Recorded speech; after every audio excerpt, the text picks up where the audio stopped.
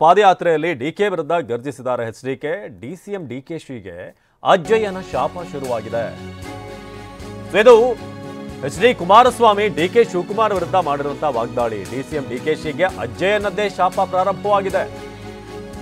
ಕನಕಪುರದಲ್ಲಿ ಎಷ್ಟು ಕುಟುಂಬವನ್ನ ಹಾಳು ಮಾಡಿದ್ರಿ, ಎಷ್ಟು ಕುಟುಂಬದ ಜೀವವನ್ನೇ ತೆಗೆದಿದ್ದಾರೆ ಗೊತ್ತಿದೆ ನಮಗೆ. ಇನ್ನು ಮುಂದೆ ಇವರಿಗೆ ಅಜ್ಜಯ್ಯನೂ ಕೂಡ ರಕ್ಷಣೆ ಕೊಡೋದಿಲ್ಲ, ಅಜ್ಜಯ್ಯ ಕೂಡ ಇವರ ರಕ್ಷಣೆಗೆ ನಿಲ್ಲೋದಿಲ್ಲ. ಬಿಡದಿಯಲ್ಲಿ ಡಿಸಿಎಂ ಡಿಕೆ ಶಿವಕುಮಾರ್ ವಿರುದ್ಧ ಎಚ್ಡಿಕೆ ಗುಡುಗಿದ್ದಾರೆ. ಬಿಡದಿಯಲ್ಲಿ ಡಿಸಿಎಂ ವಿರುದ್ಧ ಹೇಳಿರುವಂತಹ ಮಾತಿದೆ.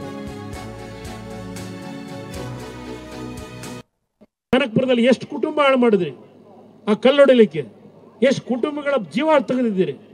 ನಿಮ್ಮಿಂದ ನಾವು ನೈತಿಕತೆ ಕಲಿಬೇಕಾ? ಬಿಜೆಪಿ ಮತ್ತು ಜೆಡಿಎಸ್ ನ ಕಾರ್ಯಕರ್ತರು ಇದನ್ನ ಅದಕ್ಕೆ ಹೇಳಿದ್ದು. ಅಜ್ಜಯ್ಯನವ್ರ ಶಾಪು ಪ್ರಾರಂಭ ಆಗಿದೆ. ಇನ್ನು ಮುಂದಕ್ಕೆ ಅಜ್ಜಯ್ಯನವರು ರಕ್ಷಣೆ ಕೊಡಲ್ಲ ಅವರಿಗೆ. ಕಾಲ ಮೀರೋಗಿದೆ. ಕನಕಪುರದಲ್ಲಿ ಎಷ್ಟು ಕುಟುಂಬ ಹಾಳು ಮಾಡಿದ್ರಿ, ಆ ಕಲ್ಲೊಡಿಲಿಕ್ಕೆ ಎಷ್ಟು. ಇನ್ನು ನನ್ನ ಕರ್ಕೊಂಡು ಹೋಗೋದಕ್ಕೆ ಮಿಲಿಟರಿ ಬರುತ್ತೆ ಅಂತ ಎಚ್ಡಿಕೆ ಹೇಳಿದ್ದಾರೆ. ಆದರೆ ನಾನು ತಿಹಾರ್ ಜೈಲ್ ನೋಡಾಯ್ತು, ಎಲ್ಲ ನೋಡಿದ್ದೀನಿ ಅಂತ ಡಿಕೆ ಗುಡುಗಿದ್ರು. ಇದಕ್ಕೆ ಕನಲಿ ಕೆಂಡವಾದಂತಹ ಕುಮಾರಸ್ವಾಮಿ ನಿನ್ನ ಅಕ್ರಮದ ತನಿಖೆ ತನಿಖೆ ಏನಿದೆ ಅದಕ್ಕೆ ಒಂದು ಸಿಬಿಐ ಸಾಲೋದಿಲ್ಲ ಅಂತ ಪಂಚ್ಕೊಟ್ಟಿದ್ದಾರೆ.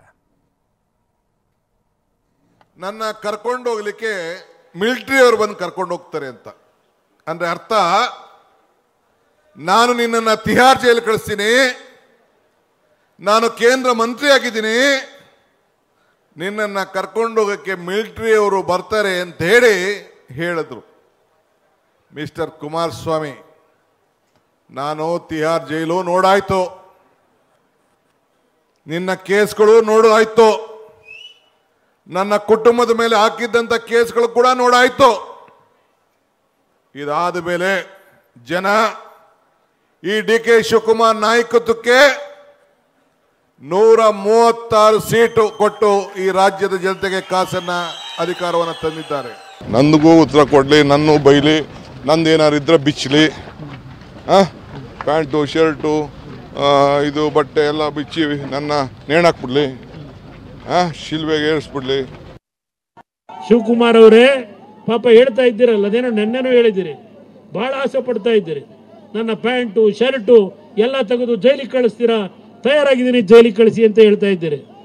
ಏನಾದ್ರು ನಿಮ್ಮ ಗುರುಗಳು ಏನು ಹೇಳ್ತಿರಲ್ಲ ಅವ್ರ ಹೆಸರನ್ನ ಯಾವಾಗಲೂ ನಮ್ಮ ನೊಣಕೆರೆಯ ಅಜ್ಜಯ್ಯನವ್ರು ಏನಾದರೂ ಹೇಳಿದ್ದಾರಾ ಈಗಾಗಲೇ? ಇಲ್ಲ ತಯಾರಾಗು ಕೊನೆಯ ಹಂತಕ್ಕೆ ಬಂದಿದ್ದೀಯಾ, ಇವತ್ತು ನಾನು ಹೇಳ್ತಾ ಇದ್ದೇನೆ ಅಂತ ಹೇಳಿ ಅಜ್ಜಯ್ಯನವ್ರು ಏನಾದರೂ ಹೇಳಿದ್ರು ಗೊತ್ತಿಲ್ಲ ನನಗೆ. ಯಾಕೆಂದ್ರೆ ಅವ್ರ ಬಗ್ಗೆ ನಾನು ಲಘುವಾಗಿ ಮಾತನಾಡಲ್ಲ. ನಾವು ದೇವರನ್ನ ನಂಬಿ ಬಂದಿರತಕ್ಕಂಥವ್ರು, ಗುರುಗಳನ್ನ ನಂಬಿ ಬಂದಿರತಕ್ಕಂಥವ್ರು.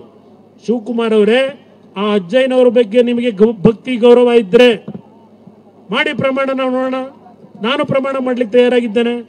ಅಜ್ಜಯ್ಯನವ್ರ ಹೆಸರಿನಲ್ಲಿ ಪ್ರಮಾಣ ಮಾಡಿ ನೀವೇನೇನು ಮಾಡಿದ್ದೀರಿ, ಹರಿಶ್ಚಂದ್ರರ ಪ್ರಾಮಾಣಿಕವಾಗಿ ಬಂದವರ ನೀವು.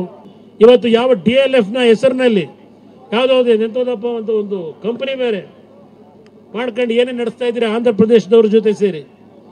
ಬಿಚ್ಚದಕ್ಕೆ ಹೋದ್ರೆ ಪುಟಗಟ್ಲೆ ಇದ್ದಾವೆ, ಪುಟಗಟ್ಲೆ.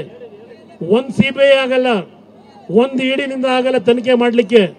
ಒಂದು 10 CBI ಸಂಸ್ಥೆಗಳು ಬೇಕು ನೀವು ಮಾಡ್ಕೊಂಡಿರ್ತಕ್ಕಂಥ ಅಕ್ರಮಗಳನ್ನ ಇವತ್ತು ಜನಗಳ ಮುಂದೆ ಇಡ್ಲಿಕ್ಕೆ.